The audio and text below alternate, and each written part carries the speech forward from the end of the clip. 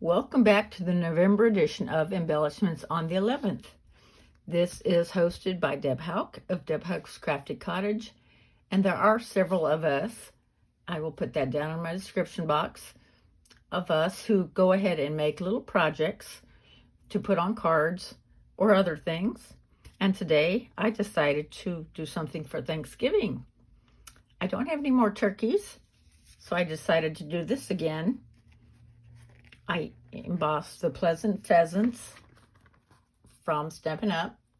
And I put that in my stamp positioner. And I use my Versamark ink and my embossing buddy.